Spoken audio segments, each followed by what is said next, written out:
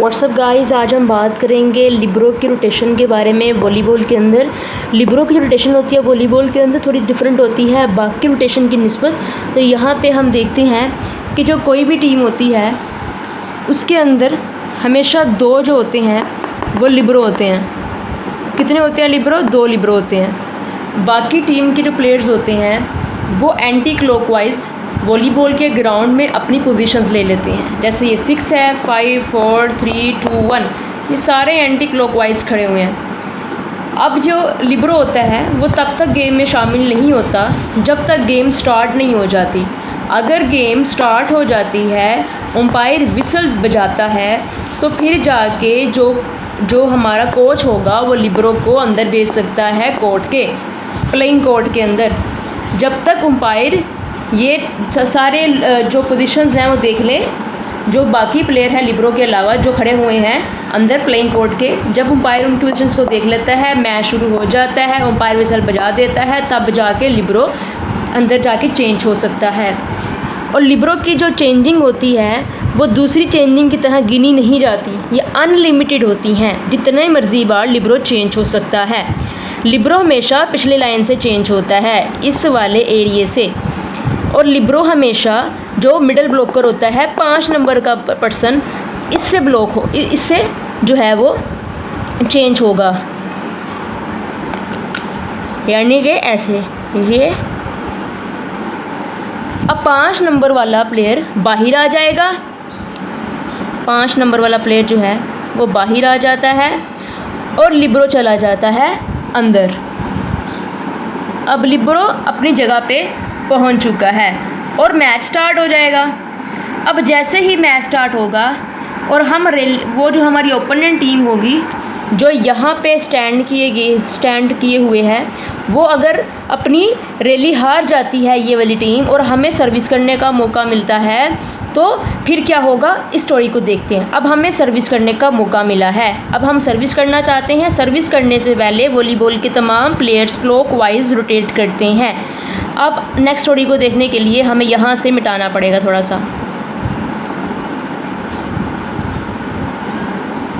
ठीक है जी। अब क्या होगा, अब जो लिब्रो है वो 4 की जगह पे आ जाएगा, 6 लिब्रो की जगह पे आ जाएगा, 4 3 की जगह पे चला जाएगा, 3 2 की जगह पे, 2 जो है वो 1 की जगह पे चला जाएगा। तो ऐसे क्लॉकवाइज ये लोग जो है अपनी पोजीशंस को चेंज करेंगे, ठीक है। चले अब हम इन पोजीशंस को चेंज करते हैं। 1 जो था वो आ गया पीछे, यहाँ से 1 पीछे आ गया, 6 चला गया लिब्रो की जगह पे, लिब्रो आ गया यहाँ पे, 5 आ गया सामने, नहीं 4, यहाँ पे कौन आएगा 4, क्योंकि 5 तो बाहर है। यहाँ पे आएगा 4, यहाँ पे 3 और यहाँ पे 2। तो ऐसे पोजीशंस चेंज हो जाती हैं। अब कौन सर्विस करेगा? 1 नंबर वाला जो है वो सर्विस करता है, हमेशा राइट बैक पे जो प्लेयर होता है वो सर्विस करता है। 1 नंबर सर्विस करता है पीछे जाके, यहाँ पे सर्विस लाइन के पास जाके।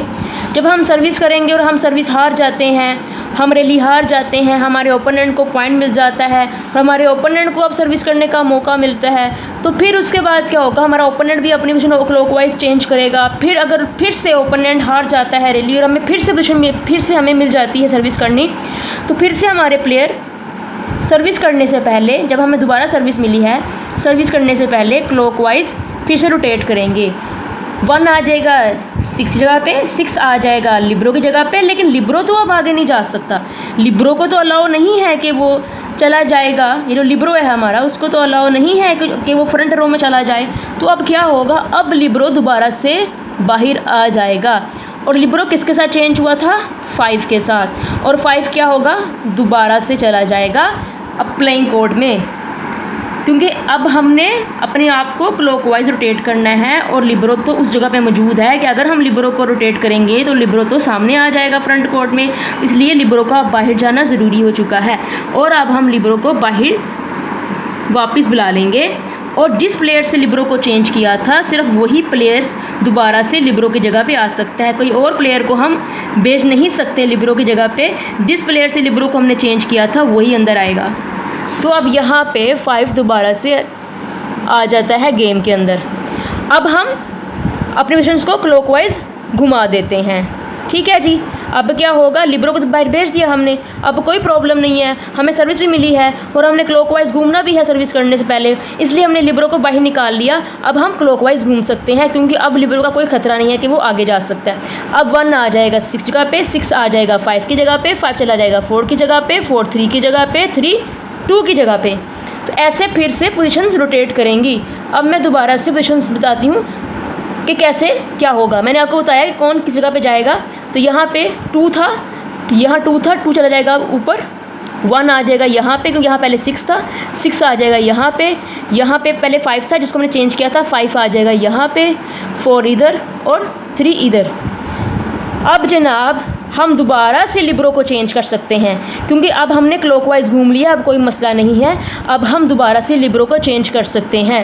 अब लिबरो किसके साथ चेंज होगा, दोबारा से लिबरो जो पीछे मिड वाला प्लेयर है, मिडल ब्लॉकर, उसके साथ चेंज होगा। अब यहाँ पे 1 मौजूद है तो अब हम दोबारा से 1 के साथ चेंज कर लेंगे लिबरो को, 1 बाहर आ जाएगा और लिबरो चला जाएगा अंदर।